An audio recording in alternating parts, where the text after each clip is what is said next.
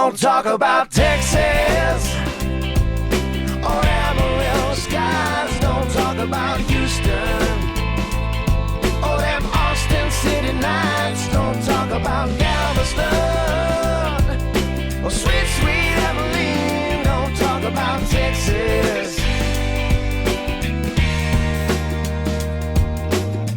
Hey, mister, can I bum a ride? Anywhere you're gone is fine, as long as it's out of town. I could even fill your tank as a way that I can say thanks. I'm feeling kinda down. We can talk about anything that you want to,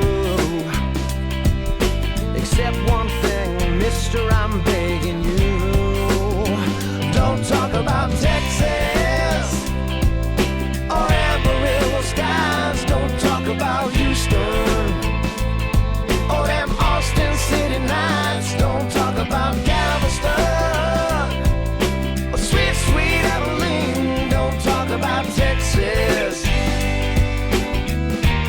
That's where she said goodbye to me.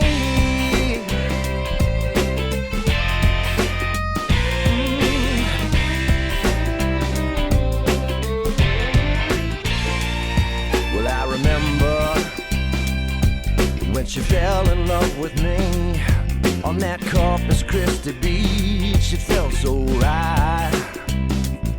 And I remember how her green eyes used to shine, and a taste on her sweet lips was like cherry wine. We can talk about any state that we've been through, except the one where I hitched this ride with you. Don't talk about Texas or Amarillo skies. Don't talk about Houston or them Austin City lights. Don't talk about Galveston or sweet, sweet Abilene. Don't talk about Texas. That's where she said goodbye to me.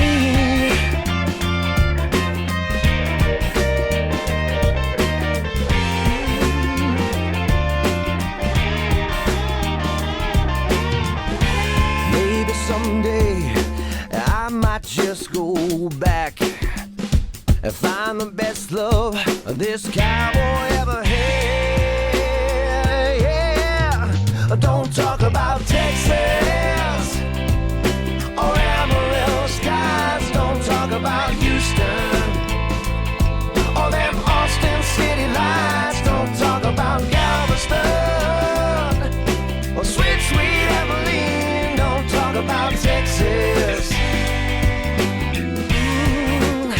So don't you talk about Texas or Amarillo skies. Don't talk about Houston or them Austin City lights. Don't talk about Galveston or sweet, sweet Abilene. Don't talk about Texas. That's where she said goodbye to me.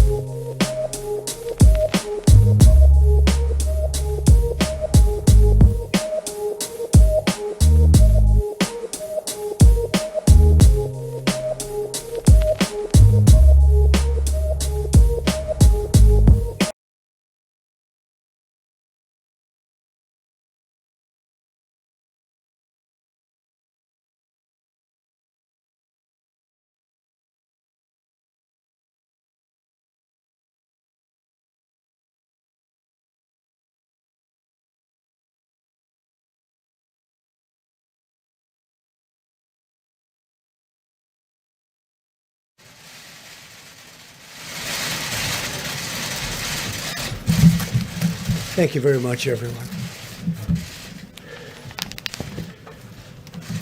Thank you. Following the release of our reopening guidelines, governors across the country are looking forward to phase one and announcing plans for an economic resurgence. We're going to have a resurgence too. At a time when millions of American workers and families are struggling with the financial consequences of the virus, it's critical to continue the medical war while reopening the economy in a safe and responsible fashion. During this time, Americans must maintain strict vigilance and continue to practice careful hygiene, social distancing, and the other protective measures that we have outlined and that everybody's become very familiar with. We continue to be encouraged that many of the areas hardest hit by the virus appear to have turned the corner. For example, recent deaths are down very, very substantially. You can compare that with their peak not so long ago, and you have numbers of 30%, 25%. In Detroit, as an example, it's down by over 50%. Congratulations. And in New Orleans, where they've done a terrific job, they're down 65%. 30 states have just one case or less per 1,000 people, far fewer cases per capita, as an example, than Germany, the United Kingdom, France, Italy, Ireland, Switzerland, Singapore, Belgium, Spain, Norway, the Netherlands, Austria, Sweden. My administration continues to press Congress to replenish the enormously successful Paycheck Protection Program, which has impacted 30 million American jobs. We hope to have an agreement very soon, and hopefully tomorrow the Senate's going to be able to vote. A lot of progress has been made on that, tremendous progress. It's a great plan. It's a great plan. It's helped a lot of people. So we hope to have a vote maybe tomorrow in the Senate. And based on the record low price of oil that you've been seeing, it's at a level that's very interesting to a lot of people. We're filling up our national petroleum reserves, the strategic reserves, and we're looking to put as much as 75 million barrels into the reserves themselves. That would top it out. That would be first time in a long time it's been topped out. We'd get it for the right price. We're also pushing for the deal to include an additional 75 billion, our deal we're talking about, $75 billion for hospitals and other healthcare providers. Many providers and their employees have taken a huge financial hit in recent weeks, and visits, elective procedures, surgeries, et cetera, were canceled. We think that they can all get back online. They'll get it done. The hospitals have really been fantastic. The hospitals, they've stepped up to the plate. They've really done a great job. We appreciate it so much. For areas less affected by the virus, we've issued new recommendations about how to safely resume elective treatments. HHS has also distributed the first $30 billion in direct payments to 1 million healthcare providers across the country.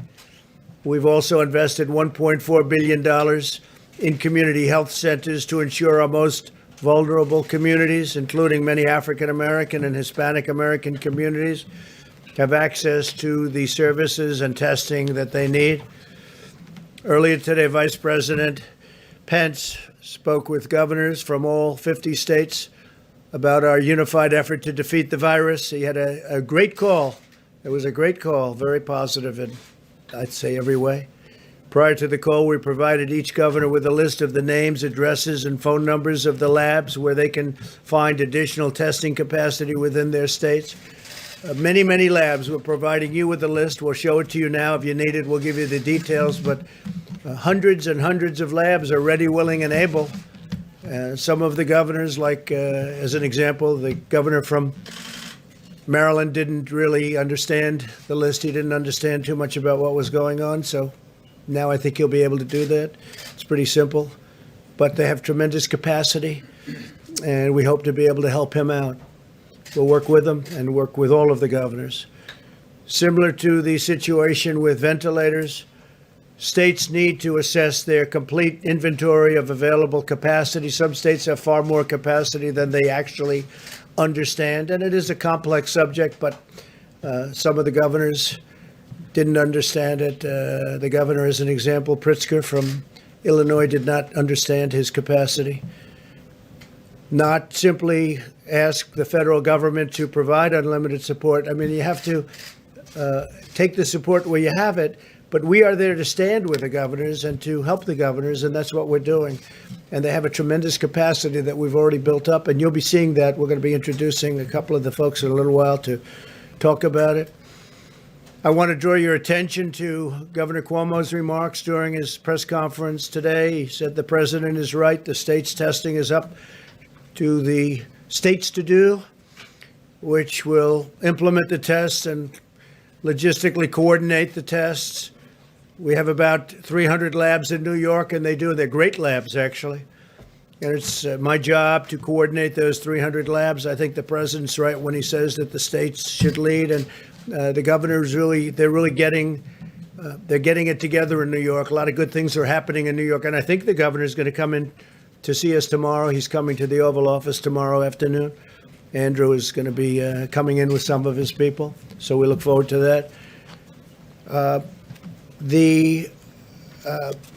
Some of the articles that just recently came about, if you remember, and I put out a statement today, for a month it was all ventilator. That's all people could talk about was ventilators. And we did a great job with that. We built a lot of ventilators, to put it mildly. We have so many now that at some point soon we're going to be helping Mexico and Italy and other countries. We'll be sending them ventilators, which they desperately need. They were not in a position to build them themselves. But we have thousands being built. Every state they have the ventilators. If they don't, we have almost 10,000 in our Federal Reserve, our stockpile, as they call it. And we did a great job with the ventilators. Unfortunately, the press doesn't cover it other than the fair press. But so then you say, gee, they need ventilators. We don't need ventilators. And that's under pressure we did that. Nobody that needed a ventilator in this country didn't get one. And a story that just came out, how the media completely blew the Trump ventilator story. I'm sure you'd love to see that. That's by Rich Lowry, respected journalist and person. How the media completely blew the Trump ventilator story, which unfortunately it did. And here's another one that just came out. Kyle Smith, the ventilator shortage that wasn't. The ventilator shortage that wasn't. Because we got it fixed. And we're also going to help the states, by the way, stockpile ventilators. So if a thing like this should happen again, they've got them. The stories on testing are all over the place, that we're actually in good shape. I'm going to have the vice president and others speak to you about that, but we're in very good shape on testing, and we're getting better all the time. You're going to see some interesting things. I thought before I went any further, though, I'd like to have General Semonite, who's done an incredible job, tell you where we are. You know, we're still building beds in hospitals for people that need them. I guess the hospital business general is getting pretty much closed out now, but we're creating a lot of space for people just in case, and in some cases they probably will be using them. But I thought the general, he's been so impressive and done such a great job. I thought on behalf of the services and on behalf of the federal government, he'd say a few words about what we're doing right now. Thank you very much, General. Well, thank you, Mr. President. Just want you to know that on behalf of all of us in the Department of Defense, our thoughts and prayers go out to all of those patients and all those victims that have been affected by this terrible virus. And the President and the Vice President talk all the time about the heroes, but when I've been out there, I've seen the doctors, I've seen the nurses, and all those that have worked very, very hard. And we're just so proud to be part of this noble calling.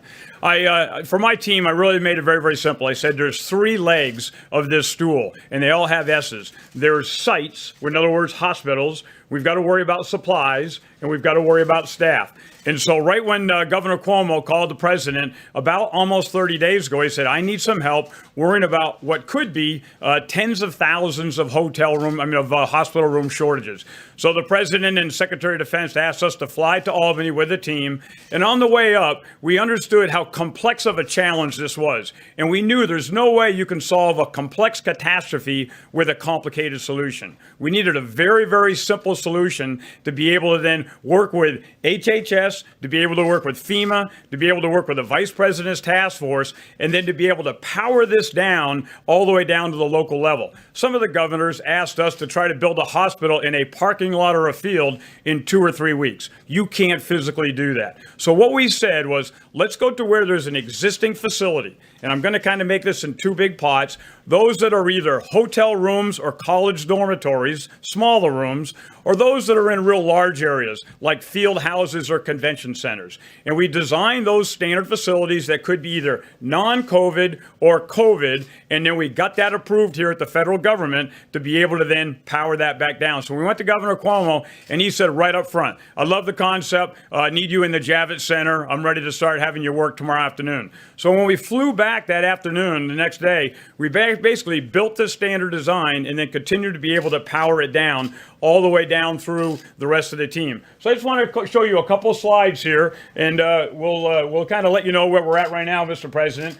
We had to do a bunch of assessments. So somewhere in the order of over 1,100 different locations we went to, and we worked for FEMA, we worked for the president, and we worked for governors and mayors. And we said, what do you think your demand is going to be? And based on a lot of the modeling that's been in this room here, we were able to understand when the peak curve was, but we also were able to understand where's the bed shortage. So then these 1,100 facilities, right now today, sir, we're actually executing 32 different facilities. That's on the order of merit of about 16,000 beds.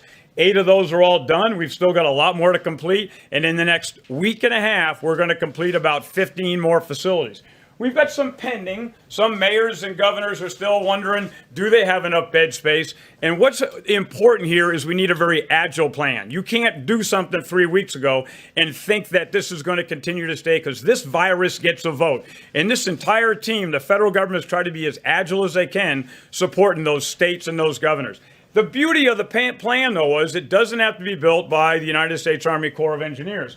So we designed about an extra 52 facilities. We gave those to the governors, and I've got to be very, very laudatory to the governors. They then imposed and put a lot of those on the ground and did those themselves. So let's go to, I'm just going to show you some real simple pictures here. Go to the next slide if you don't mind. So this is an example of the Javits Center, and you've heard the president talk about it quite a few times. This one, about 2,100 bed spaces. What you get is about a 11 or 12-foot square cubicle. There is lights in there. There's a nurse call, so if you need to be able to call the nurse station. There are nurse stations throughout. There's pharmacies throughout. This one started as non-COVID, but then we came back in and put in central oxygen. So everybody has oxygen right behind their bed to be able to take care of those patients. And again, built this one, about 1,000 patients treated. Let's go to the next one. I was up in Detroit with Governor Whitmer, and she walked us through and told us her intent. Here's where she needed to do this in the TCF Center. You'll see all the cubicles that are laid out. This is right in the middle of a convention floor where there might be like a boat show or a car show, and then went in and built 970 different capabilities there. And again, a lot of great work by my guys in the Corps of Engineers and the rest of the mayors and the city's team all pulling together. Let's go to the next one. This is called the McCormick Place. Governor Pritzker sat us down. He said, here's kind of our intent of what you want to do. Mayor Lightfoot walked us through, and we went into another large convention center. This is actually 3,000 bed spaces, a very, very large build, and got this one done in a relatively short time. And then here's another one that kind of helps you understand the dynamic here. Go to the next one, please. This is in Miami Beach, and I flew in to see Governor DeSantis. And my guys had kind of scoped out about 450 beds, and he said, Todd, how long is it going to take to build this? And we kind of said probably till the 27th of April. And he went to his health people and he said, how long do you need? And they said, the day we need this is the 21st of April. And I told my guys, you don't have till the 27th. Figure out how to get it done by the 20th. This is where you don't get to build to be able to have the perfect solution. You got to be able to get the mission essential done. Lives are on the line here, and we've got to be able to get everything done to be able to save those lives. And let's go to the last one here. This is one we're doing right now, Colorado. This is in Denver, another gigantic convention center. You'll see all the different cubicles. here to be able to just bring in that oxygen, 6-inch copper pipe that comes in, and it's all piped throughout the entire convention center, 6 miles of pipe that's able to go in to be able to make that happen. And in closing, I just want to be able to say that we are very, very focused in the Corps of Engineers getting this done. But this is all about the team, the federal team, the state team, the local team, the vice president's task force, and a lot of the people sitting here have informed us of how fast we need to go. And it goes back to, again, all the governors and the mayors that make this happen. But I want to reiterate, President Trump has called me 3 times, and Secretary Esper has been on the phone at least one of those times and said, what else do we need to do to set you up for success? Is there any other knobs we can turn to be able to help you go? And you think about that equation of those 3 S's, I think that with the federal government and the mayors and the cities here, we've effectively taken that first S out of the equation. And so I can't tell you of all the things I've done in my career, this is a noble calling to be able to step up and save American lives. So with that, sir, I thank you very much. Fantastic, Jeff. Thank you very much. Anybody have a question for the general while he's here? Anybody? Because I think it's very self-explanatory. He's done an incredible job. Jeff, do you have a question? Are there more projects, sir, beyond the ones that you've just identified that you'll be working on? So about a week ago, we thought we were about capped at 26. What we're seeing is, and I said the virus gets a vote, we're seeing some of these curves are stretching out where we might have thought we only had 5 or 6 days. We actually have a couple weeks now. Other ones we're seeing exactly the opposite. So where we didn't think there was some, and I'm not going to go into locations here, but we are definitely get requests in. We've got 6 more requests in just in the last 4 or 5 days. They're a little bit smaller facilities in more remote areas, but our job, we still, if we have enough time to go build, we want to get in there, do the assessment. We work for the mayor and the city and the governor here, and we can still get them done if the mayors and those elected officials make a fast enough decision. You might say while you're here, we're building, the general's in charge of the wall on the southern border, and we want to build 450 miles of wall, and it's very much under construction. You might give them a little bit of an update, how we're doing with the wall. So, sir, I think the most important thing, and you stressed this, and Secretary Esper stressed this, there's really several different priorities here. Our number one priority in Department of Defense and the Corps of Engineers is to protect the team, protect the force. No matter what we do, we've got to continue to take care of our civilians and our service members out there. And so every single thing we're doing, whether we're building for the VA or we're building for civil works projects or for the Department of Defense or building on the southwest border, we are going out of our way. I talked to my commanders this morning. We've got over 4,000 contractors that are on the ground out there, and we've had no positives as of this morning, knock on wood. Same thing with my 400 employees. We're testing them, not necessarily with a more stringent test, but with temperatures to be able to make sure that everybody's safe and everybody goes out of their way to do things the right way. Construction is going very, very smooth. What we're seeing is our contractors are extremely focused. Now that we've got a good, clear path, both on the CBP program as well as some of the DoD program, we, I think, very well postured. It's a very, very aggressive build, but we're well postured to be able to meet your expectations for a 450 by the end of December 2020. And we're over 160 miles. 164 as of today, sir. 164 miles, and we'll have it done sometime pretty early next year. Very exciting. Yes, sir. And you might just say one thing, the quality of that wall in terms of its power for stopping people that shouldn't be coming into our country. So same thing. If you have a standard design that you trust in and it works very well, I've got a pat on the back, Commissioner Morgan. He was very adamant at continuing to be able to make sure that it supports his agents. And so we've got a design now that certainly does that. And then we've got a phenomenal contractor workforce that's in there, my Corps of Engineer employees, and it's going in well. We don't see any significant problems. And I think it's also important to point out that we want to do this the right way. So we try to balance this with environmental considerations are out there. We're trying to do due diligence when it comes to anything to do with any of the citizens that are affected. We're trying to make sure that we're protecting all of the things that we need to protect and try to find that balance where we can both meet the administration's directive while at the same time making sure we're doing this so that everybody gets a vote and everybody has a fair shake. Okay. Yeah, please. May I ask what you're doing regarding the availability of at the recreation sites that the Army Corps of Engineers operates, how the access is going there and whether or not there are restrictions. So I'm an engineer. I take my guidance from some of these experts sitting on the bench over here. And when the president says turn on America, what we initially did, like many, many other governors, they, shut down beaches, shut down cities. I had a meeting with my commanders this morning, and as soon as we think it's safe, turn them back on. I mean, parking out there at a rec area where you're 500 feet away from everybody in a camper is probably low threat. I will continue to take guidance from the administration, but where we get green lights to continue to put our rec areas full up and let everybody go back out there and do things the safe way. I mean, we work for the administration, so I want to do it safe, but I don't want to be the last guy that turns things on. Not at all. Yes, ma'am. Hi, thanks for walking through some of the efforts.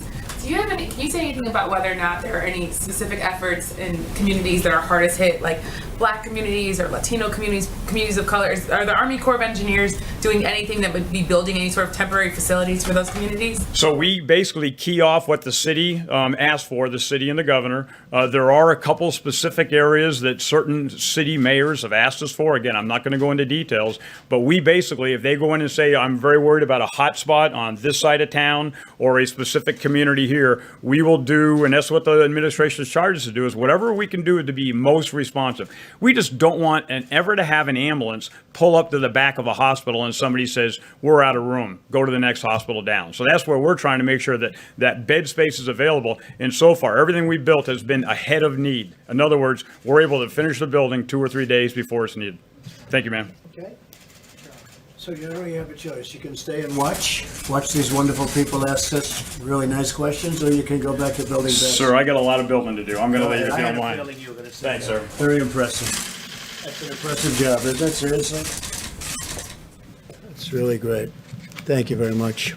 He's a terrific gentleman. We have a lot of great people doing that kind of thing that they really have to get recognition for the incredible job they're doing, because I don't think anybody else could do it. Nothing like that. And that's on top of thousands and thousands of hospitals. And, he built, just in New York alone, 4 hospitals and 2,900 beds, and got them done so quickly, nobody saw anything like it. Fortunately, we haven't had to use too many of them, and that's okay. That's probably better news than having to use them all, right? Because a lot of good things are happening in New York and elsewhere. So through the public-private partnerships and deregulation, the federal government has already made immense testing capabilities available, but some states need to take action to fully utilize it. To date, the United States has conducted millions more tests than any other country. You can add them all up, and they don't catch us. And our numbers are doubling almost on certainly on a monthly basis, but almost on a weekly basis. We're moving very rapidly, far at a number nobody thought possible. And we'll be doubling our number of daily tests if the governors bring their states fully online through the capability that they have. We have tremendous capability out there already existing. And we explained that to the governor today. Mike and all of the people explained it very strongly to the governors. They really get it now, I think. As the experts have explained, this capacity is sufficient to allow states to conduct diagnostic testing to treat patients, as well as contact tracing to contain outbreaks and monitoring to pinpoint potential hotspots during phase 1. And there are some hotspots, and we have them pinpointed, and they can really cover it very, very nicely when they know exactly where to go, and they're being told where to go. And also these locations where they're going, and some of them are federal. Some of the governors didn't realize they were allowed to use federal locations. They are. And we have a booklet of the federal locations. We can hold it up. I think you'll show that. Maybe we'll hold it up now. Yeah, okay, fine. But you see the number. Thanks. These are all locations where they can go, which is really pretty amazing. This is just one page out of many. Over 5,000. Look at this. These are all locations. 5,000 labs. That's a lot of locations. And they can all, what is it, 5,000? 5,000 pieces of equipment. So that's, thank you very much. That's more than anybody thought, and it's already there. They have to use it. That's all. They have to use it. Some weren't aware, some were very much aware, some weren't aware. My administration also continues to support states with our massive operation to deliver masks, gowns, gloves, and other vital supplies. Admiral Polachek and his team at FIFA are really, what a job they've done. And Pete, what a job he's done. They're calling on Easter Sunday to make sure everyone's okay. But they're using detailed data about supply chains to track the deployment of 1 billion pieces of protective equipment through private distributors every 2 weeks. So what we're doing is we're delivering a number that nobody anywhere in the world is delivering. FEMA is working closely with Dr. Birx and the distributors to prioritize supply of resources where they are most needed. We're finding the location that they have to get to that location. We have locations that are very important to get to and get to them fast, and that's where they're going. So we have a very strong priority. This pandemic has reaffirmed the importance of keeping vital supply chains at home. We cannot outsource our independence. We cannot be reliant on foreign nations. I've been saying this for a long time. If we've learned one thing, it's let's do it here, let's build it here, let's make it here. We've got the greatest country in the world. We've got to start bringing our supply chains back. Somebody years ago got this crazy idea, let's build all over the place and let's have parts, let's have a screw for a car delivered and made in a country that's far away. And let's have a fender made someplace else, and let's do this and let's do that, and let's put it all together. And I like making it right here in the USA. And I think we've learned a lot about that, and especially maybe when it comes to pharmaceutical products. We've also conducted major military operations providing cities and states with additional medical capacity, and the incredible 1,800 men and women from the Army Corps of Engineers. You just met with Todd. The job they've done is incredible. But we have nurses, doctors. We have experts in every field all over. Spoke with Governor Cuomo, spoke with Mayor de Blasio, spoke with many of the other governors that I'm both friendly, and I think I'm friendly with just about all of them, if you can believe it. But I've gotten friendly with a lot of them. I've gained a lot of respect for a lot of the governors, both Republican and Democrat, during this process. Some really good people, some really good talent.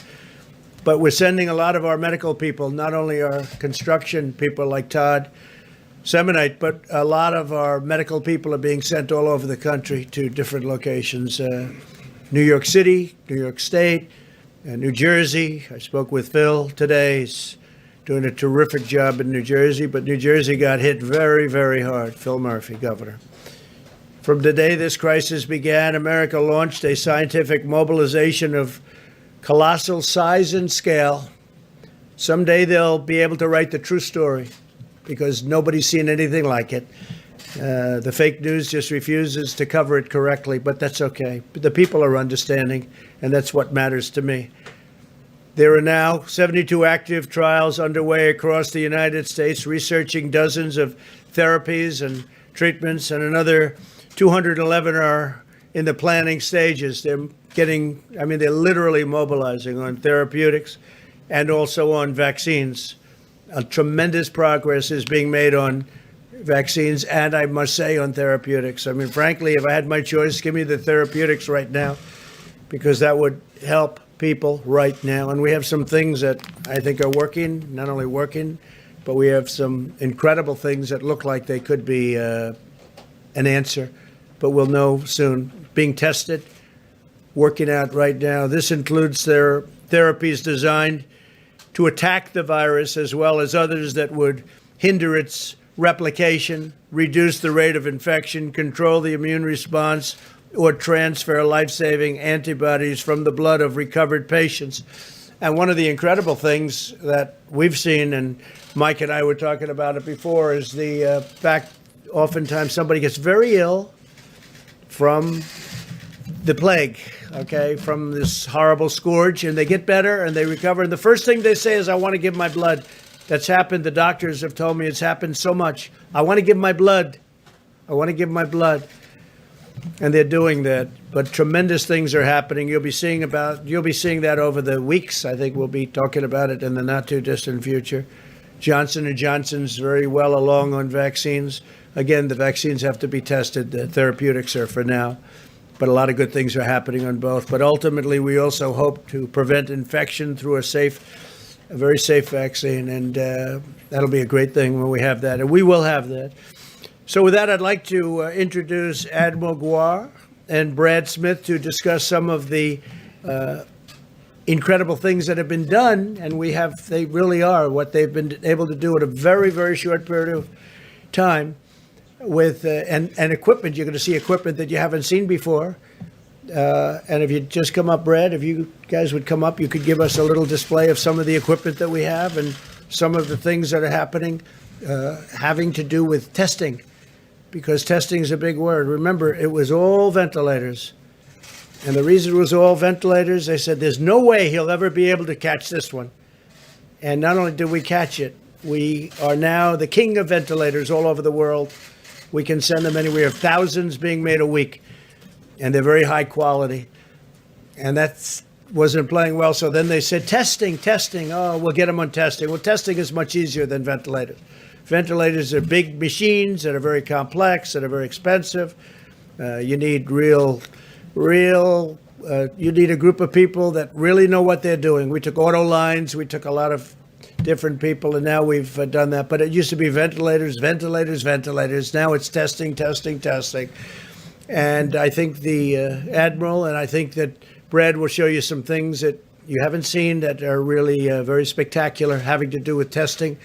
We're way advanced. The list I showed you, these are places you can go if you're in the States. 5,000 different machines. 5,000. They're all over the country. We have international also, but these are all over the country. But you'll see something now that's really eye-popping in terms of what they've done. And they've done this under great pressure.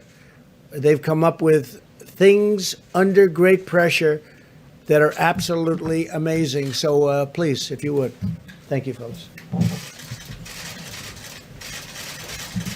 Well, thank you, Mr. President. I want to talk about a couple things today, a little bit different than I've spoken about before. Since early March, we've really been focusing on two key concepts for testing. Number one, to assure and expand supplies in the U.S. market. This is really critical because we were talking about really a cottage industry with very minimal suppliers that we were asking to supply over a 2-week period of time the normal production that would be for at least a year. And as simple as a swab is not a swab is not a swab. And we need to be very careful that when we put something in a person and tell them a test result, that it's really correct. The second component is to secure sufficient supplies at FEMA during this time of peak disease, where we could alleviate any maldistributions within the state. This is the FEMA process of requesting and sending things out and also supporting outbreaks.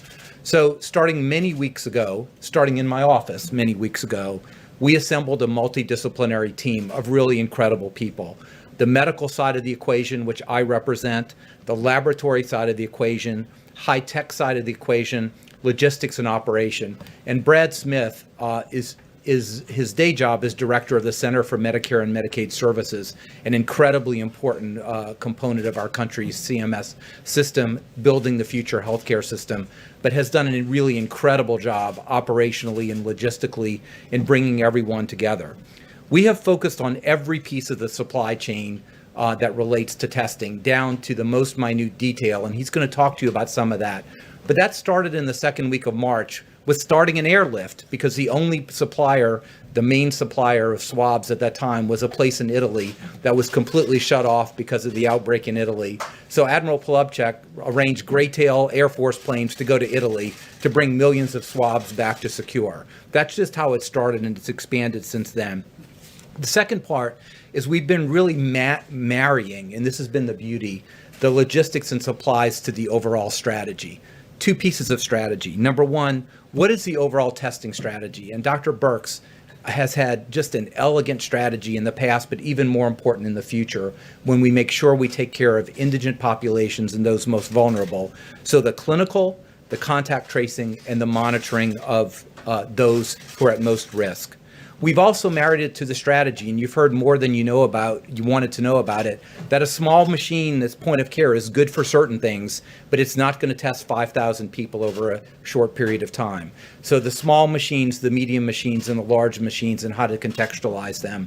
And the third thing, before I give it to Brad, which is very important, and it's really critical, is coordinating the research, the epidemiology, and the FDA regulatory process. And why is that so important? When we started 5 weeks ago, if we wanted to test this many people with the technology we had, we would have used about 80% of the strategic national stockpile in PPE just to do testing. We needed an innovation.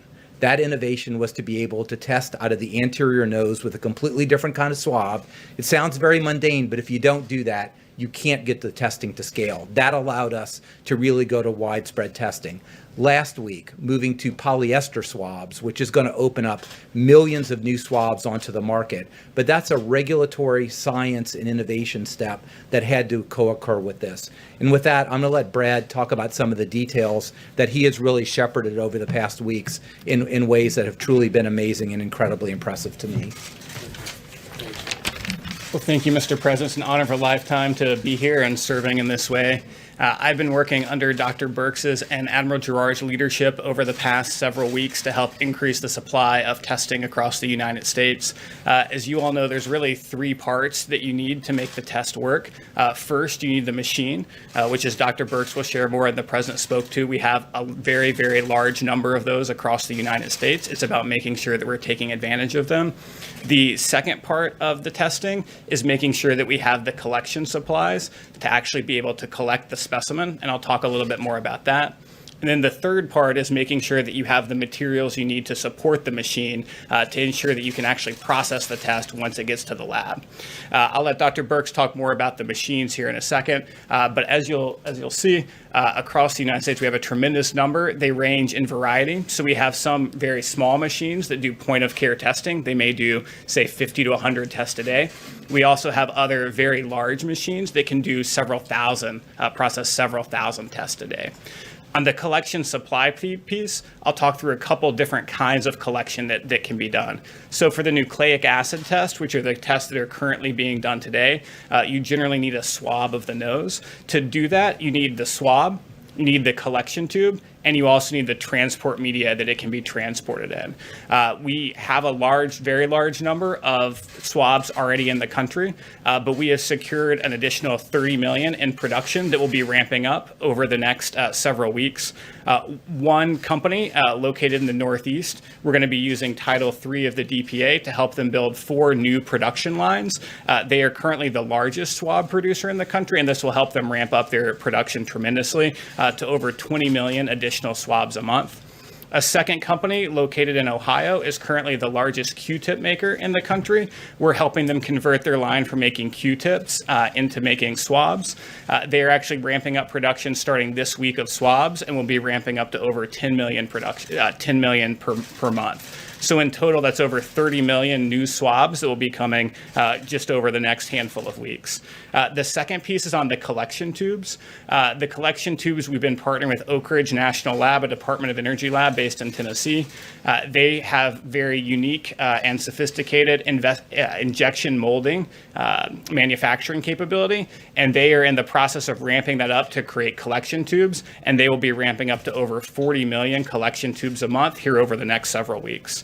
In addition to the swabs, we believe that as testing progresses, there'll be other types of testing like serological testing that will occur. And those samples have to be collected in different ways. So many times, some of those tests will require a finger prick. So in addition, we've secured over 17 million lancets, which is what you use for the finger prick, so that we have those available, as well as 17 million alcohol swabs, which is what you need to clean the finger before you do the finger prick. In addition, although folks are not talking about this much yet, we also believe that businesses across the country may want thermometers to test folks as they come into the office. And so we've secured over 650,000 infrared thermometers that states and businesses will be able to access to be able to test folks as they come into work. So I think we've made tremendous progress on the collection side. In addition to the collection side, we've been very focused on ensuring that the labs have what they need. To process a specimen in a lab, you really need two things. You need something called an extraction kit, and you need something called a PCR test. In order to be able to fully process a test, you need both of these things.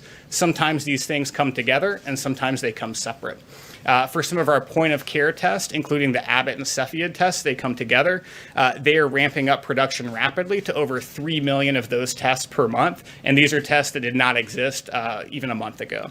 The second piece is on some of these large machines. They also sell complex cartridges that come together. One of the big manufacturers is that has already ramped up production from about 1.6 million a month to more than twice that already, and that's already occurred. In addition to when they come together, they also sometimes come separate, and we see significant ramping up of production there from our manufacturers through our public-private partnerships. And we're seeing both several million more over the next few weeks of both the RNA extraction kit as well as the PCR test kit. So with that, thank you.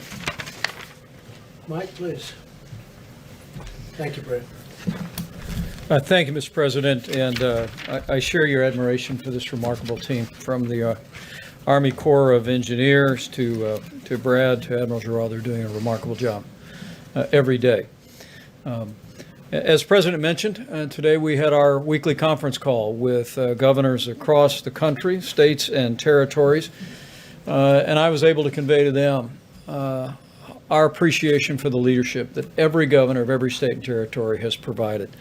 Thanks to their leadership, thanks to the extraordinary cooperation of the American people, despite the fact that more than 770,000 Americans have contracted the coronavirus, and our hearts grieve for the more than 41,000 Americans who've lost their life.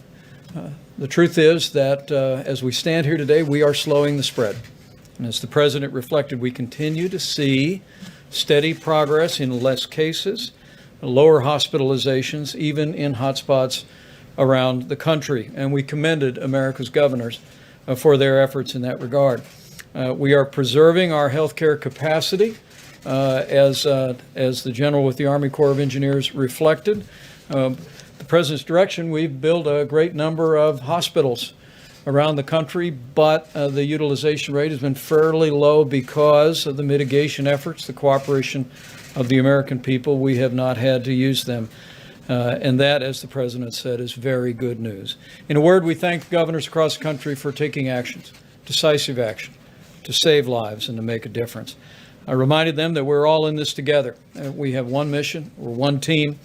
We spoke on the conference call about last week's guidelines to open up America again. And we heard from governors across the country about the progress that they are making. We spoke to governors from New Jersey, Connecticut, Florida, Louisiana, Texas, and Michigan about their ongoing efforts at social distancing, and addressed questions that they had about needs that have been spoken of already in this presentation today. In addition, as we promised last week when we spoke to governors on Thursday about the guidelines to open up America, our team presented every governor in the country, states and territories, with a memorandum detailing laboratory capacity and all locations of laboratory equipment for diagnostic tests that can perform the coronavirus test. We also provided, as Dr. Birx will elaborate in just a few moments, literally a map about where these testing devices are located. And I must tell you, Mr. President, I was very impressed at the way governors, as we speak, are scaling testing in their own states using these resources. Our hope is that by providing this information, and by our team that we've enlisted out of Walter Reed, that's contacting every one of the laboratories in the country to find out what their needs are and to encourage them to activate those testing machines to do coronavirus testing, that will continue to be able to support a state-managed effort to increase testing even more.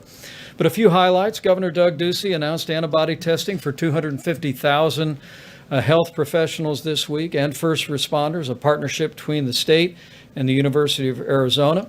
We spoke today about Governor Gavin Newsom's announcement that he set up a task force for testing, 5 to 7 high-capacity testing hubs in partnership with UC San Diego and UC Davis to increase testing in high-capacity labs around the state of California.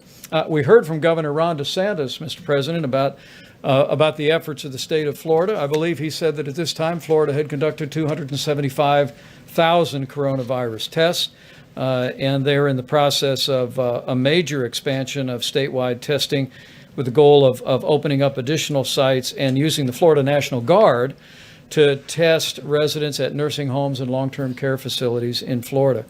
We also recommended today to every governor's attention the public health website that the state of Florida established, which has useful information on a county-by-county level about where testing is happening. Mr. President, as you said, governors are utilizing testing assets. They're managing and deploying these resources as they see fit. And at your direction, we're going to continue to work very closely with them. Other governors that we spoke with included Governor Gretchen Whitmer of Michigan. There are 13 new or expanded coronavirus drive-through testing sites in Michigan that her team has stood up with Michigan Primary Care Association, and we assured her that we would continue to work as Brad and Admiral Giroir are literally working around the clock to make sure that they have the supplies to support all of that testing. As the President said, Governor Hogan, who always begins our conference calls as he's chairman of the National Governors Association, expressed appreciation for last week's guidelines to open America up again, and his appreciation on behalf of all the governors for the list of laboratories in each individual state. He did raise the issue that we had included on the list Department of Defense facilities that have laboratories and machines, and also other federal facilities, many of which are in Maryland. And I was able to assure Governor Hogan and every governor on the call that we will make all of those laboratories available across the country to every state as the need for testing capacity continues to scale. And so this is one more step where you see the Army Corps of Engineers, where you literally see thousands of military doctors and nurses on the streets of New York and other cities around the country. This is one more step where we're literally, as the President said from early on, are leaving no stone unturned, and we are delivering a whole of government approach for our states as they deal with the coronavirus outbreak. Governors are continuing to expand testing, and we assure them that we're going to continue to work in every way to support their efforts to do just that. I will say again, as we've said before, as Dr. Birx comes up to explain to you what we delivered to the governors today, we told the governors once again today that by our best estimates, we have enough testing capacity today for every state in America to go to phase 1 if they meet the other criteria of 14 days of reduced cases and sufficient hospital capacity to prepare for any eventuality that may occur. Once again, we have enough testing capacity for every state in America to go to phase 1, but we assured the governors today that we're going to continue to work around the clock to expand the testing capacity, support supplies, and to support their efforts to encourage social distancing and the very mitigation efforts that the American people have been doing that have brought us the progress that we see all across the country today. With that, Mr. President, I'll just let Dr. Birx describe what we distributed today. Thank you, Mike. Deborah? Thank you, Mr. Vice President, Mr. President. We just want to show you a couple of additional slides, but also to remind all of Americans that we still have a significant number of cases, both in the Boston area and across Massachusetts and Chicago, to really that our hearts go out to those cities as they continue to struggle with coronavirus and the consequences at the hospitalization, to all the healthcare providers that are on the front lines. We wanted, so these are just an illustration of the different types of equipment that are out there, describing them both as low speed, but quick turnaround time, to high speed and taking 3 to 4 hours to actually run 100 or more tests. And so the equipment ranged from all those different, and that's why there's 5,000 of them as noted by the president in this list. We wanted every governor and every state and health laboratory director to have a clear understanding of the full capacity within the state both for the capacity, but also where technical assistance and additional supplies may be available. And we were proud to put the federal labs on that list because the military and the VA have stepped up every step of the way to provide support both in testing and care. And we have many military members on the front lines, and I'm sure the military would offer their facilities to the governor of Maryland or any governor who wanted to utilize those to expand testing. So the next slide, I'm just going to run through them very quickly. So every governor not only received the Excel spreadsheet with the complete list of the equipment and the zip code of the location and the laboratory to really be able to create a mosaic of laboratories of the high speed and low speed equipment together to meet the needs of their clients, depending if they're drive-through or hospital needs. So this is what Florida looks like. Next slide. This is what Louisiana looks like. Next slide. Maryland with significant capacity. Next slide. Virginia with significant capacity throughout the state. Next slide. New York, obviously a lot of capacity in New York City with overlapping capacity. It's important to know where this is because then hospitals and labs can support each other when they need surge capacity. Next slide. This is New Jersey. Next slide. Pennsylvania. Next slide. Massachusetts. Next slide. Ohio. Next slide. Oklahoma. Next slide.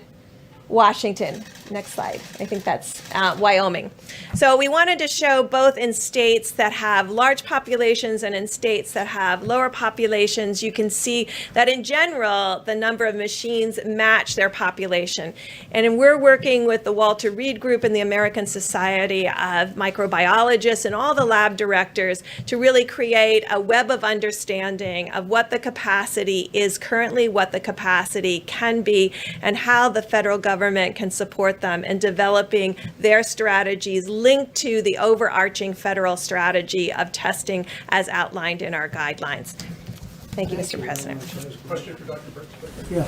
Dr. Birx, University of Southern California and the LA County Public Health put out a report today that suggests that the penetrance of the virus is as much as almost 40 times what it was believed to be, that as many as 442,000 people in LA County may have been infected, which suggests two things. It suggests that you have a lot more people out there who could be spreading the virus, but it also suggests that the case fatality rate is more in line with the 2017-2018 flu than what we've seen in some other areas of the world. But I'm wondering if you've seen that and what your thoughts were. So we're looking at all those studies very carefully, and I think you will remember over the last 3 weeks I've been talking about the level of asymptomatic spread and my concern about asymptomatic spread because with flu and other diseases, when people are sick, it's easy to contact trace.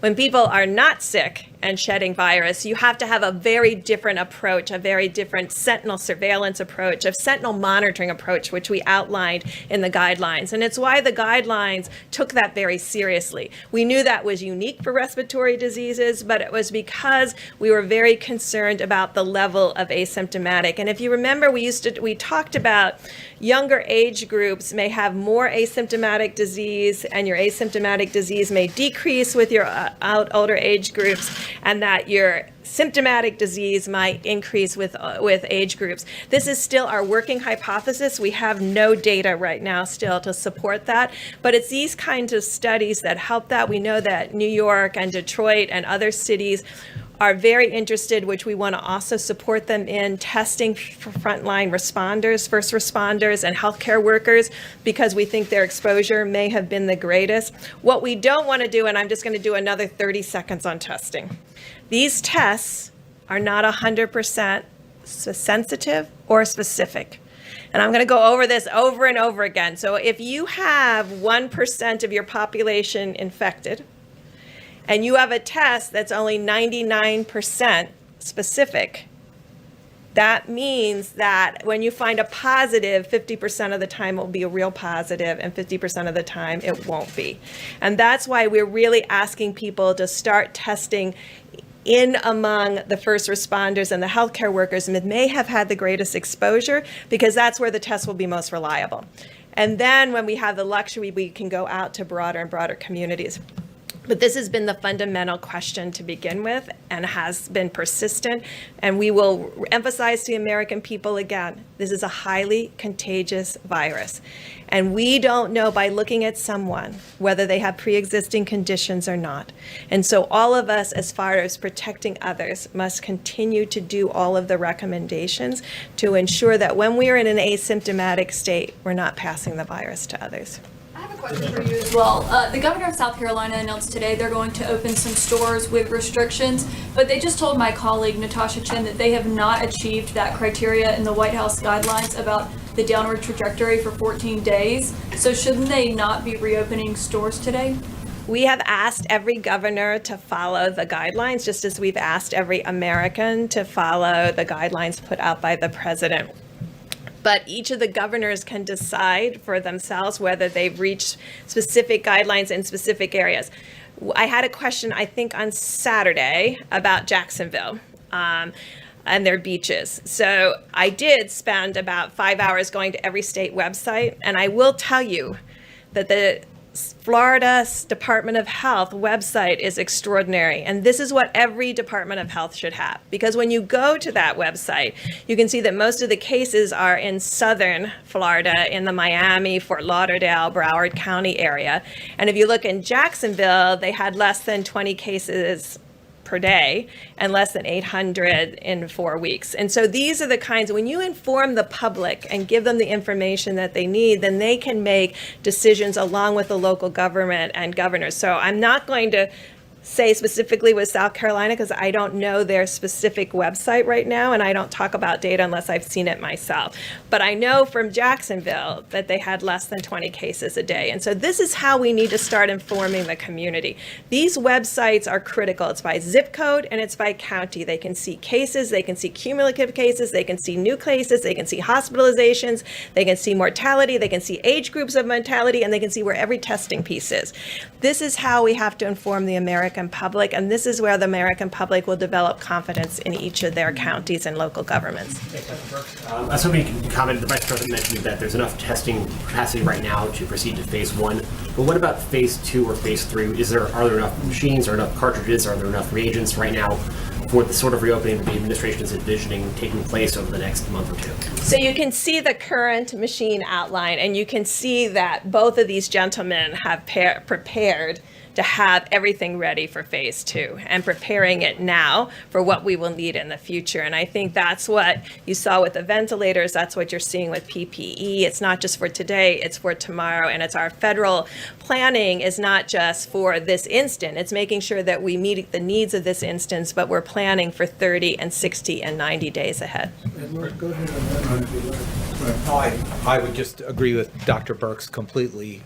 We are ready right now to enter phase 1, and we are ramping up all our capabilities across the board, not just to achieve what's necessary for phase 2, but 2x, 3x, 4x, so that we will be absolutely over-prepared when the nation is ready to go into those phases. President Trump.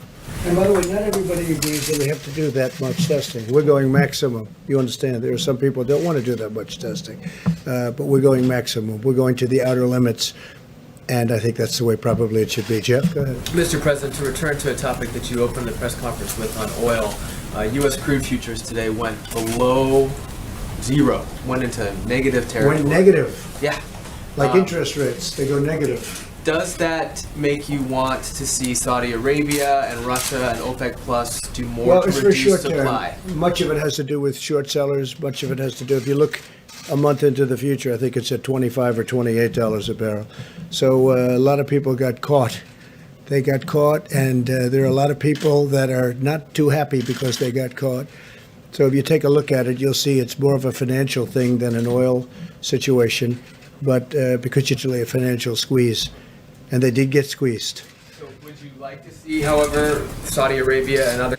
In a month or so, in other words, go a little bit out, it's at $25 and $28 a barrel. Already done that, where Saudi Arabia's cutting back, Russia's cutting back, Mexico's cutting back, and the OPEC plus, they call it OPEC, plus additional states are cutting back. And, you know, the problem is nobody's driving the car anywhere in the world, essentially, 184 nations. factories are closed and businesses are closed. And so all of a sudden, we had really a lot of energy to start off with, oil in particular. We had a lot. And then all of a sudden, they lost 40, 50% of their market. So it just stopped. So it's going to be picking up, and the energy business will be strong. But they cut back. It could be 20 million barrels, but it's, let's say, 15. And that was between Russia and Saudi Arabia. But this had to do with the squeeze, and it was a very tough squeeze. A lot of people got... More right now. Well, they're going to do more by the market, to be honest. Look, same thing over here. If the market is the way it is, people are going to slow it down or they're going to stop. That's going to be automatic, and that's happening. Yeah. Mr. President, on criminal justice reform and these SBA loans, I got an email earlier this morning from a fella in the Northwest who owns a supply business. And he has a felony on his record, nonviolent felony, in the past 5 years, which under SBA guidelines makes him ineligible for one of these PPP loans. So he has now had to let go 50 employees, many of whom are criminals trying to get back into society. I don't believe there's anything in the CARES Act that would restrict. If you give me the name of the company and his name, I'll have that checked out, John. I'll do that. It's a friend of yours? No, not a friend of mine. No, it's just somebody who Why did contacted he me call? out of the blue. He called you to say he's a criminal, and why did he get a loan? Or what's? Because he wanted to apply for an SBA loan and couldn't, and wondered how that squared Okay, with if you your... give me the your- name, I'll look into it. I'd like to look into that, okay? Caitlin, go ahead. If these companies that open and they have employees come back to work and they get sick, will these companies be liable? Which companies are you talking about? Under Any what? companies that open, manufacturing, any kind of company that opens, So employees go back to we work, have- they get sick, will the I'll company give you be an liable? answer to that. I'll give you a legal answer to that when we look it up. But we are trying to take liability away from these companies. We just don't want that because we want the companies to open and to open strong. But I'll get you a legal opinion on that. I'll get you, well, that's what I'm saying. I'll get you a legal opinion on You that. guys haven't discussed that yet? Nobody's discussed it, no, but we will now. Have any business executives have voiced concern to you about being liable Not one, potentially? not one. They didn't say Not that at on the this call point, last week? but we're going to look because they have talked about general liability. So I'll get you a specific answer from the lawyers, okay? Go ahead, please. Thanks. Mr. President, I wanted to follow on oil. When you were talking earlier, you were talking about the PPP deal and then mentioned the SPR. In the first stimulus package, even though you had announced Well, that but you know the price of oil right now, don't you? I do. Do you know the price I do. of oil? I actually do. It's negative I actually do. $37. Of course, Yeah. nobody's ever heard of negative oil before, but it's for short term. In your opening remarks, you were talking about the PPP deal, and then you mentioned the 75 million barrels of oil that, Yes. that you previously had said you wanted to purchase. Yes. You weren't able to get funding for that in the first deal. So I'm wondering, are you... Well, at the price you're talking about, you don't need funding. They pay you, see? You know? If you can go get it Right in the now, next if you can 24 get it, hours. that's true, if you can get it. So my first question is, are you asking for Well, that funding at as a part of minimum, the we'll let PPP people deal? store, so we'll store it, we'll use it as storage, and charge for it. But people need storage desperately, and we have massive storage under the petroleum. So you're not going to make it a requirement of the PPP interim funding deal? It's that's not a coming question of together? requirement. If we could buy it for nothing, we're going to take everything we can get. The only thing I like better than that is where they pay you to take the oil. But that's a short-term squeeze, you understand that. So I don't think you're going to see that. But no, we'd like to have Congress, this is a great time to buy oil. And we'd like to have Congress approve it so that we could, instead of just storing it for usually the big companies, because I think we have 75 million gallons right now capacity. That's a lot. We've been building it up over a period of time, but that's a lot, 75 million barrels. So we're going to either ask for permission to buy it or we'll store it. One way or the other, it will be full. Okay, please. Mr. President. Go ahead. Sorry, You yeah. finish up. We'll go right to you. Some senators, including Senator Kramer, have called on you to stop Saudi oil shipments that are on the way right now. Is that, you can do that under Section 232. Is that something that you would consider? Well, we'll look at it. I'd heard, just as I'm walking into the room, we certainly have plenty of oil. So I'll take a look at that, okay? Yes, please. Questions. First on testing, the second on the SBA loan program. When will you in fact invoke the DPA to force that company you mentioned to ramp up production of Well, medical we swabs? really don't need it. We use it, we go up, and I've used it a lot. But we use it, and then sometimes all they have to do is see it coming. Do you want to talk about that, Admiral? Please. I think this is, I don't think any of us knew very much about the DPA, but there's sort of a force side of the DPA where you force a company to do something, but there's a second side of it, which is really a hand up. The company we're talking about has done everything to support this effort and have ramped up production. I'm on the phone with them multiple times a day. This is the hand up. This is the government coming in and saying, how can we help you expand your lines? There's no asynchrony here at all. So this is the hand up side of the DPA, which is exactly what these small American heroic companies need. They don't need to be forced. They're all in. Their employees are all in. So point of clarity. And we don't want to embarrass people either. Please, Brett, go ahead.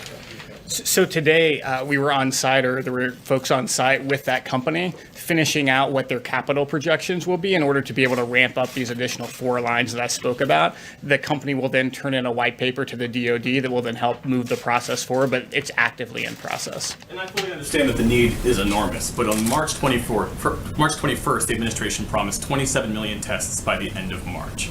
So far, roughly 4 million people have been tested. So where are the other 23 million or so tests? Did they not materialize? Are they in the pipeline? Help us understand that discrepancy. So since I was the one who said that, let me explain where we were. So I was getting my information, it was correct information about the actual tests that are in the marketplace. So if you want to use those metrics, there's been over 40 million, quote, in the marketplace.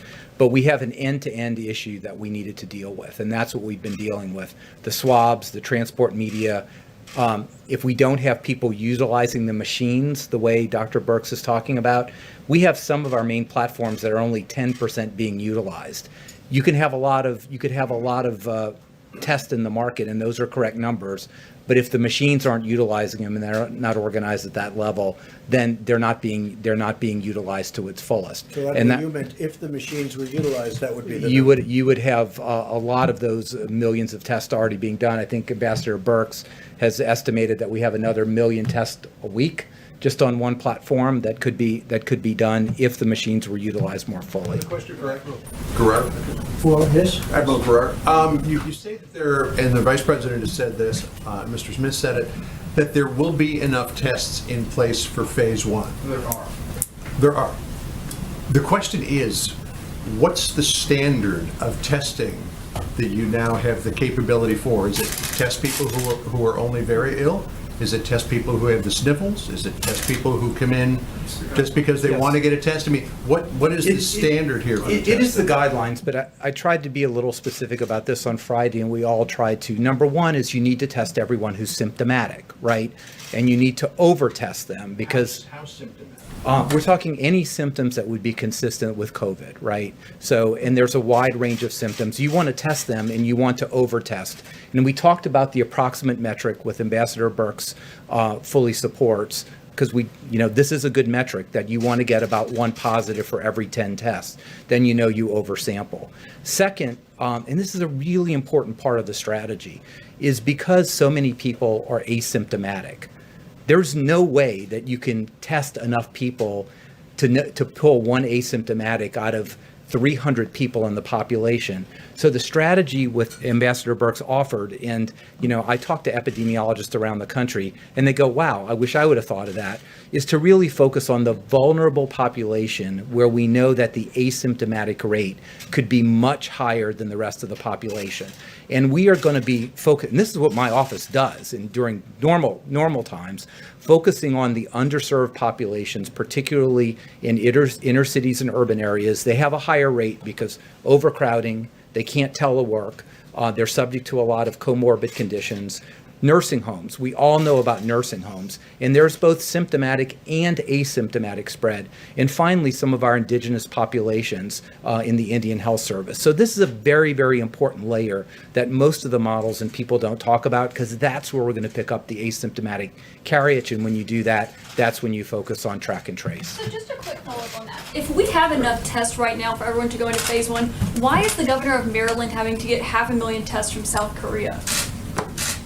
I don't know what the governor of Maryland is doing in South Korea, but there is excess capacity every day. If he wanted to send 30 or 40,000 tests to LabCorp and Quest, that could be done. That could be done tomorrow. Enough that they needed to start to up their testing capacity and make it adequate. So I they think had to I have think these we're seeing late-night all meetings. across the country that in the states that have been hardest hit, their capacity, not only their capacity, their testing far exceeds South Korea, and they've been able to do that on a relatively straightforward basis. I don't know what the governor of Maryland, we talked to him today, he didn't bring that up today. We were on the governor's call today. But you haven't spoken to him like personally on this? We spoke to Governor Hogan today. I'll follow up because I heard there was an announcement today about that he had acquired some tests from overseas. Maybe we could put the slide back up that showed the number of facilities just in the state of Maryland. And part of our process, and I don't know when the governor placed the order from South Korea, wouldn't begrudge him or his health officials for ordering tests, but the capacity of all the different laboratories and the number of machines that are across Maryland was part of what we were communicating today, including federal facilities. NIH is in Maryland, there's Department of Defense facilities, and what we assured the governor then, and we assured all the governors, that we'll open up all of those facilities. But John, back to your point, there was one other element of that, that's the phase 1 testing, and I can't really describe it as well as the doctors here, but it's the contact tracing piece. We really believe that states that meet the criteria of 14 days of cases going down and proper hospital capacity, if they test people that have symptoms, and if they deploy resources to vulnerable populations, nursing homes and other designated vulnerable populations where we believe the threat of serious outcomes from the coronavirus is real. Then we also today inform the governors that we will be deploying CDC teams to every state and every territory in the country to assist them in contact tracing. Governor Jared Polis raised a very good point about the legislation the president is currently negotiating on Capitol Hill. He recommended that we make sure that the new bill that has some $25 billion in testing resources also cover contact tracing expenses by states. We assured him our administration strongly supports that. We communicated that to the Secretary of the Treasury and the rest of our negotiation team, and we'll be pursuing that. But we were able to tell every one of the governors that we will be deploying teams, we think of 10 or 12 for a start, from CDC to reside in all of our states and territories to supervise and work with contractors and others to do the kind of contact tracing. So it's test people that don't feel well and may have the coronavirus, keep a careful eye and monitor your vulnerable populations. And when you come across a case, have a team on the ground that can do the immediate contact tracing and testing. And that's how we restrain and contain the spread of the coronavirus during phase 1. And frankly, it's the beginning of the structure for how we contain the coronavirus going forward. And take a look at that map. The governor of Maryland could have called Mike Pence, could have saved a lot of money. Look at these different places. That's Maryland right there. So could have saved a lot of money, but that's okay. To go to South Korea for No, those I don't think he testing needed to go to kits? South Korea. I think he needed to get a little knowledge would have been helpful. On the Yeah. SBA loans, do you think it's right that major corporations, major institutions like the Ruth's Chris restaurant chain like Harvard University apparently got a lot of money under the CARES Act, money that was supposed to be earmarked for small business owners? Do you think that's fair? Well, I know one thing, I didn't get any. That's for sure. I didn't get any. We'll look at individual things, and some people will have to return it if we think it's inappropriate. But should the criteria be changed so that money goes to people who need it? Well, it's being done by great professionals. It's being done by banks, and as you know, community banks all over the country. That's what they do. They loan money, and they're supposed to do it according to not only criteria, but according to what we think is right. But if somebody got something that we think is inappropriate, we'll get it back. Okay? Good point. Please, go ahead. Yes, a different question about South Korea. There are reports that you are personally negotiating with President Moon the terms of reduction of U.S. forces on the Korean Peninsula, and that there are 4 scenarios involved. Can you confirm that? And if so, what is your desired outcome? Well, I think that South Korea had a great talk with President Moon. He's a friend of mine. I congratulate him. A wonderful election victory. I was very happy about that. He was, as you know, just recently.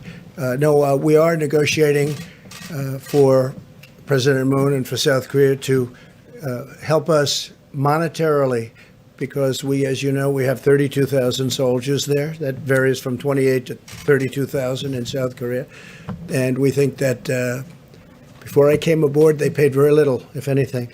So we're defending a wonderful nation, a nation that we have great relationships, but we're asking them to pay for a big percentage of what we're doing. It's not fair. So it's not a question of reduction. It's a question of will they contribute toward the defense of their own nation. We're defending nations that are very wealthy. South Korea is a very wealthy nation. They make our television sets, they make ships, they make everything. And I give them great credit. We've been defending them for many, many decades, as you know, many, over 8 decades. And I've gone to them in the past. Last year I went to them, and now they're paying $1 billion a year. And I went to them again. I said, look, I'll be back, because that's just a fraction. And again, the relationship is great, but it's just not a fair relationship. We renegotiated the trade deal and made it a much more equitable deal than it was in the past. It was a terrible deal. It was done by Hillary Clinton. It was a terrible deal. The new deal is a much more equitable deal. That's on trade. But on the military, I mean, we're paying for the military to defend another nation that's 8,500 miles away. And they're not the only one I'm talking to, by the way, as you know. I won't go into names, but I've done this. Nobody talks about it, but I think it's appropriate. I think the taxpayer of our country, taxpayers want to hear these things. And so now they've offered us a certain amount of money, and I've rejected it. I just said, it's just, look, we're doing a tremendous service. We have a wonderful feeling and a wonderful relationship with each other, but we have to be treated equitably and fairly. And so that's where it is right now. And what's going to happen, I can't tell you, but we'll find out fairly soon. But I congratulate the president, who's a friend of mine. I congratulate President Moon on having a terrific victory. Please, yeah. Thank you, sir. A question for you about Governor Cuomo's visit, and then also a question for Dr. Birx, if you'll let me. The New York governor, along with the National Governors Association, in the past have called for aid to be unrestricted, as a lot of state and local governments see their revenues drop. Are you open to the idea of unrestricted aid, or do you want it to be pandemic specific? Well, we're going to be talking about that in phase 4, as you know, which will start very shortly. And that has to do with infrastructure, hopefully infrastructure, because this country needs infrastructure. We spend all this money in the Middle East, $8 trillion. $8 trillion with a T dollars in the Middle East. But if you have a pothole in a highway someplace, they don't want you to spend the money to fix it. How stupid have we been in this country? How stupid have we been? And that's changing rapidly. You know that. You've seen that, including things like negotiating with friends. But when we are helping friends, friends should reimburse us for the cost. I mean, why should we be defending nations for free? We're defending a nation for free. Now I'm getting $1 billion a year, and we were offered much more than that, but I turned it down. So that's where we are with that. As far as the other is concerned, look, we have to be smart in this country. We've been taken to the cleaner by and I mean with allies, not just with the enemies, with allies. Frankly, the allies have taken us much more so than the enemies. The enemies we don't do business with, right? The allies we do business with. And whoever made these deals, whoever made these contracts, in many cases, we didn't have a contract. Like, we didn't have a trade deal with China. They came in and they took $500 billion a year for many years, but anywhere from $200 to $550 billion a year out of our hides. Now we made this great trade deal. Unfortunately, that was a number of months ago. And it's a great deal. They're paying 25% on $250 billion. A lot of things are happening. They're going to have to purchase $250 billion worth of goods, including farm product, up to $50 billion. So a lot of good things are happening. But then what happened with China was the plague hit us, right? The plague. That was after. This was long after we signed the deal. The plague hit us. So I'm not happy about that. Okay, John, please. A question for Dr. Birx, if I could. Question on the virus itself. As it passes from patient to patient and mutates, over time, have you picked up any indication that it has become less virulent? Have you picked up any indication it has become more virulent? You know, that is an excellent question because we watch that all the time, particularly with RNA viruses, to really track its adaptation to humans. I mean, you're really asking, has this virus become more adapted to humans and more able to spread, or is it becoming less adapted to humans and less able to spread? We don't have any indication that it's less able to spread, and we'll have good analyses that will come from.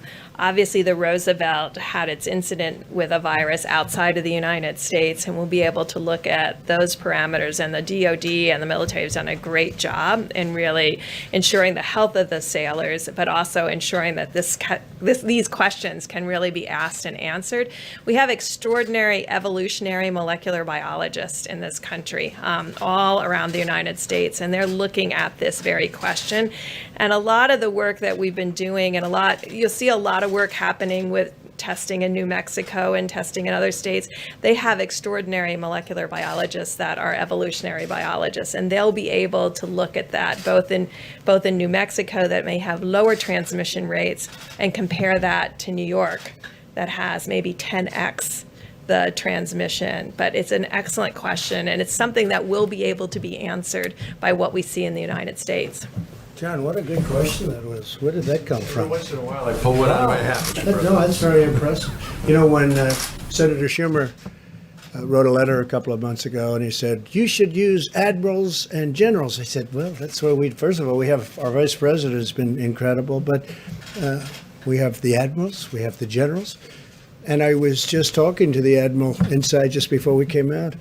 I said, did you go to Annapolis? He said, no, sir. I said, oh, that's too bad. That's too bad. Where did you go? He said, I went to Harvard. Oh, that's okay too, I guess, right? So you went to Harvard, and he was a great student at Harvard, and he's doing a fantastic job. And this young gentleman was very, very successful. But he wanted to help the country. He wanted to come into the country, and we appreciate it very much. It was a big success, big success. Let's do here and there next, okay? We're all set. Good. Thanks, President. I was hoping you talked about your meeting tomorrow with Governor Cuomo that you mentioned. Is there a reason he's coming all the way down here? I don't know. He wanted to, and that sort of travel. we, believe it or not, we get along. Okay? He was very generous yesterday in particular. Said we did a, quote, phenomenal deal. I don't know if anybody wrote that, but he said that, and I appreciated it because it's not about me. It's about these people and thousands behind Mike and the Admiral and all of the other people that are working with us. I mean, and you see, look, I don't understand when I see polling and approval ratings for the job. I mean, this group should get a 95. It really should. And we're really helping the governors a lot. And the governors call me, the ones I know, or the Republicans, but the ones I know, and they say it's incredible the job you're doing. Again, not me, the job this group is doing. And you sit here, and I'm watching from the corner, and I'm just saying, boy, it's incredible stuff. When you watch the general get up, General Semonite, and talk about boom, boom, boom, you don't see that. You don't see that. When you hear the Admiral speak about the testing, how good it is, and yet people don't like to say it. But remember, it was all about ventilators a month ago. Ventilators. Then we fixed it. You don't hear about ventilators. Where is the ventilator? Jeff, you haven't asked about ventilators recently. What's going on? What about ventilators? We're helping other countries now because they can't have. They're very hard to come by, and they take a long time to make, like years. It's incredible the job they've done, that our people have done, and also private companies have done. You talk about the act. We don't like to use it unless we have to, but a lot of times just the fact that you have it gets you everything you need. So, we don't want to embarrass any of the companies, but we have used it on a number of occasions, and it worked, but it works just as well before you have to use it because they don't want to be embarrassed, and I don't want to embarrass them because they've done a great job. Please, go ahead. Mr. President. No, I think right behind you, I promised. I cannot tell a lie, so we'll get you next, okay? We'll get you next. Talking to her or me? No, you. Me, okay. Well, thank you so much, Mr. President. My question, I have two questions. The first one is on testing. You talked about the idea that first it was ventilators, now it's testing. You seem to maybe possibly be implying that talking about testing is a personal attack on you. Can you explain why you think talking about testing is a personal attack, given that the access to testing has been an issue for a long time? There's bipartisan outcry still today that there's not enough testing. Why do you think it's a personal attack on you? Well, it's not bipartisan, it's mostly partisan, but more importantly than mostly partisan, it's incorrect. You have the experts. Look at these maps. I mean, you have the maps with so many different locations. In the case of, as an example, Governor Hogan, he didn't really know. It was very obvious to any of those listening on the call today, even though you weren't supposed to be on it. I'm sure that some of you were, or representatives were. He really didn't know about the federal laboratories. Would you say that's correct, Mike? He didn't know. He didn't know. And Mike doesn't like to get into this stuff. He's less controversial than I am, but he didn't know about it. And if he did know about it, he would have been happy. No, we've done a really good job in testing. Now, with that being said, we have tests coming out perhaps over the next 2 weeks that will blow the whole industry away. Now, a lot of people love the Abbott test. So do I. You know, the Abbott test is great because it's boom, they touch, they put it in 5 minutes you have. The problem is that doesn't do massive numbers like the big machine. But the big machine takes a day and a half, with delivery and everything else. But we have tremendous testing capability. Remember this, we've tested more than any country in the world by far. In fact, I think I read where if you add up every other country in the world, we've tested more. But remember this, we're dealing in politics. We're dealing with a thing called November 3rd of this year. Do you know what November 3rd represents, right? You know better than anybody in the room. November 3rd of this year, it's called the presidential election. No matter what I do, no matter where we go, no matter how well we do, no matter what, if I came up with a tablet, you take it and this plague is gone. They'll say, Trump did a terrible job, terrible, because that's their soundbite. That's the political soundbite. They know the great job we've done. But with all of that being said, and also there is a thing that somebody could talk to if they want, but I don't want to bore you with it. Not everybody believes we should do so much testing. You don't need so much. We're talking about maximum. The reason that the Democrats and some others, maybe because they don't know, they want maximum because they want to be able to criticize. Because it's almost impossible to get to the maximum number, and yet we've been able to do it already. But with that, and you'll be seeing this over the next couple of weeks or sooner, we have a test. If it comes out, it'll revolutionize the whole world of testing. It'll be something really special. So I don't view it as personal at all. What I do say is it's something that's not fair to thousands of people that have done such a good job. About your language and how you approach the coronavirus at the beginning. I interviewed someone who said that his family got sick. They went to a funeral in mid-March. And they said mainly because the president wasn't taking it seriously. He said, if the president had a mask on, if he was saying we should stay home, then I would have stayed home. Well, Instead, I have family members. He said his family members were sick, and because they were listening to you. And do you feel like, or are you concerned that downplaying the virus maybe got some people sick? And a lot of people love Trump, right? A lot of people love me. You see him all the time, right? I guess I'm here for a reason, To the best of my knowledge, I won. And I think we're going to win again. I think we're going to win in a landslide. But just so you understand, you're talking about March, right? Yeah. And yet, excuse me, I know, I understand. And yet in January, a certain date, you know the date better than I do, we put on a ban of China where China can't come in. And before March, we put on a ban on Europe where Europe can't come in. So how could you say I wasn't taking it seriously? I put on a ban on China before anybody in this country died. I put on a ban. And so you tell me Nancy Pelosi she wanted to have a street party in Chinatown in San Francisco at the end of February. That's a month later. And then they tell me it's only a political talking point, but you feed into it because you're too good a reporter to let that happen. Really, you are a good reporter. You're too good a reporter to let that happen. Remember this. So at the end of January, I put on a ban. people that were in that room will tell you that I think there were 21 people. I was the only one in the whole room that wanted to do it. Fortunately, I was the one that counted for that purpose. We put on a ban because I was reading bad things about China. World Health Organization should have told us. But I was reading it with or without them. They should have known. All they had to do was read it. They didn't have to even be there. But they tried to cover up for China. World Health covered up for China. But no, wait. But you can't say this. Look, I put on a ban. In other words, I stopped China from coming to the United States. I stopped Europe from coming into the United States long before the March date that you're talking about. So people should say I acted very early. That was a very hard thing to do. Doing that was a very hard thing. I didn't want to do that, but I did it because I thought, and Dr. Fauci said that by doing it, President Trump saved tens of thousands of lives. So I did take it very seriously. You held rallies in February and in March, and there are some Americans. Oh, I don't know about rallies. I really don't know about rallies. I know one thing. I haven't left the White House in months, except for a brief moment to give a wonderful ship the comfort. You held a rally in March. I don't know. Did I hold a rally? I'm sorry, I hold a rally. Did I hold a rally? Let me tell you, in January, when I did this, you had virtually no cases and no deaths, and yet I put it on. So how could I not? Why was Nancy Pelosi, right?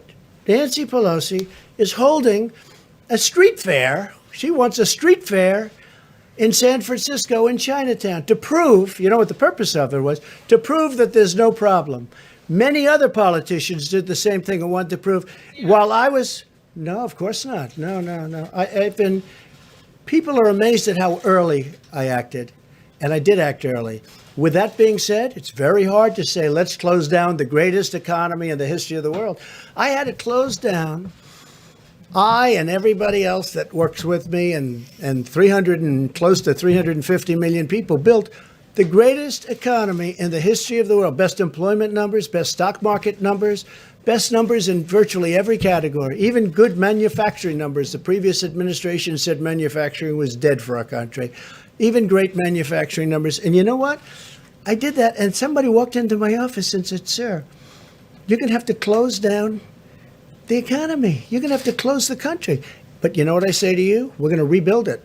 And we're going to rebuild it better, and it's going to go faster than people think. I built it once, I'll build it a second time. Please. Mr. President, thank you. Michelle Ryan for America. Please. Go ahead. We have, in going back to the topic of friendship and bipartisanship, Americans, with the exception of Pelosi, Schumer, and even Romney, Americans have seen an unprecedented chapter of bipartisanship and cooperation on the political landscape. On a personal note, what has been the most significant signal that your relationship with Democrats below the leadership level have changed for the good of America? I think it's a great question because there is bipartisanship. Look, we're getting the paycheck plan. It's already $350 billion was approved, essentially unanimously, and we have another 250, which I think you're going to find out is going to be a higher number than that. Okay, I won't say it now because I don't know if they've released it or not, but it's going to end up being more than 250 billion. And this is going to small businesses and it's going to workers. And these are really bipartisan plans. It's a great thing that's happening. So I think the fact that we're able to do all of this in a bipartisan way is great. Now, the tax cuts that the Republicans did, we had no help from the Democrats, so you can't say that's bipartisan. But this whole thing, getting our country back, and, you know, Nancy Pelosi's been, she's very nasty. She, you know, wasted a lot of time on a impeachment hoax. It was a total hoax, went nowhere, and that was not good. And Schumer, I guess it's the same thing, but he sort of accepted it. He just did what he was supposed to do, and he didn't do very well with it. But, you know, that was not appropriate. That was a bad thing for our country. But it was fine. I mean, I understand the game. They have a little bit of a majority, so they say, let's do something and let's try and stir it up. But they wasted a year. They wasted tremendous. We could have been doing things that would have been great for our country. They could have been looking into China. They should have been looking into China as an example. A lot of people are blaming the Democrats for wasting all that time because it was during that period of time, as you know, that it was fomenting. But I think we've had a great spirit of bipartisanship in a certain way. It's not, I wouldn't say we're going to set records throughout the world, but things are happening that are very good. The country is coming together. And I'll tell you what, the people are coming together. The people are really coming together. I think you're going to find that our country is much more unified. I do think that the press, the media, foments a lot of this, a lot of anger. I really believe it foments tremendous anger. For instance, I'll be asked a tremendously hostile question from somebody, and then I'll answer it in a hostile way, which is appropriate. Otherwise, you look foolish. Otherwise, it looks like just walk off the stage and bow your head. I can't do that. I just can't do that. But a lot of these questions that are asked from certain networks are so hostile, and there's no reason for it. There's no reason for it. We are in a war. This is a World War II. This is a World War I, where, by the way, the war essentially ended because of a plague. That was one of the worst ever. They lost almost 100 million people. But we're in a big war. And I'll say one thing about, because I think it's important. The last person, I did it early, but I was the last person that wanted to close down one of the great economic, you can't call it an experiment, but everything, I guess, in life is an experiment. So I'd say experiments, but one of the great economic stories in history. I'm the last person that wanted to do it, but we did the right thing. Because if we didn't do it, you would have had 1 million people, 1.5 million people, maybe 2 million people dead. Now we're going toward 50, I'm hearing, or 60,000 people. One is too many. I always say it. One is too many. But we're going toward 50 or 60,000 people. That's at the lower, as you know, the low number was supposed to be 100,000 people. We could end up at 50 to 60. Okay, it's horrible. If we didn't do what we did, we would have had, I think, 1 million people, maybe 2 million people, maybe more than that. And you look at, there's one country in particular that decided, let's wing it, let's just keep going. They are being inundated with death. Now, if you take a look at some of the hospitals where, one of them I knew growing up in Queens, and I'm looking at the bodies laying in hallways, being brought into refrigerated trucks, the trucks, these massive trucks, bodies going in. Multiply that times 10. It's not sustainable. And many of the people that have this theory, let's, maybe we could have just gone right through it. I was somebody that would have loved to have done that, but it wouldn't have been sustainable. You can't lose 1 million people. That's almost double what we lost in the Civil War. I use that as a guide. Civil War, 600,000 people died. So it's not sustainable, but it could have been much more than 1 million people. I mean, if you took a number and cut it in half and half and in half again, you'd end up at 500,000 people, okay? If you want to make a very conservative guesstimate. 500,000 people is not acceptable. Is that a correct sort of an analogy? So, I mean, I see it all the time by friends of mine, by people that I have great respect for. Well, we could have done this, we could have done. And remember this, when we say 50 and they compare 50 to the 35 of the flu, because it averaged 36,000 over a 10-year period, it's a lot. Who would think that? But we're not talking about, with the flu, it just goes. We're not locking ourselves in our units. We're not locking ourselves in our apartments and not moving and not touching anybody and just saying, the world. In this case, we are. And we're still going to lose between 50 and 60. But if we just kept it going on a normal basis, which is really the only standard that you can compare it to with the flu, because that was a normal basis. You get into an airplane, you travel to Florida, you go to Texas, you go wherever you're going. But in this case, if we didn't do anything, the number wouldn't be 50 to 60,000. The number would be 1 million people dead. It would be 1.5 million, 1.2 million, maybe 700,000. It would have been a number in like that because, and it's so important because I see so much. You can't compare it, because I'll tell you what, the people of this country, what they've done, they've gone out of what they had, the way they've lived. It's not great. It's terrible. Maybe the first 3 days, and then all of a sudden, you see what's going on. They want to get going, and I get that fully. But I just say this. If we would have done that, we would have lost anywhere from 1 million to more than 2 million people. Now, with all of the death that we've seen at 50 or 60,000 people heading toward, right now it's at 40, but 50 or 60,000 people, probably over 50 for all I see. But that's with our guard up. If we took our guard down and just said, okay, we're just going to keep this open, we would have lost millions of people. Can you imagine? Look how bad it looks now when you look at the bodies, when you look at Hart Island in New York where they have the mass grave and all of the things that you see. Can you imagine if we had the guard down, if we didn't do anything and we just said, let's ride it out? It would not have been sustainable in any way. It would have been an atrocity. So we've done the right thing. We've really done the right thing. And the people that have worked so hard and dangerously, I'll tell you, again, I say it, but I watch those doctors and nurses and medical people running into those hospitals, and they don't even have their gear on. Forget about gear, whether it's great gear or not, and we're bringing in the best gear in the world. But they're running in with open everything, and they're the job. They're like warriors, the job they're doing. But if we didn't do the moves that we made, you would have had 1 million, 1.5 million, 2 million people dead. So multiply that times 50. You're talking about you would have had 10 to 20 to 25 times more people dead than all of the people that we've been watching. That's not acceptable. The 50,000 is not acceptable. It's so horrible. But can you imagine multiplying that out by 20 or more? It's not acceptable. So it's a very good question. I appreciate it.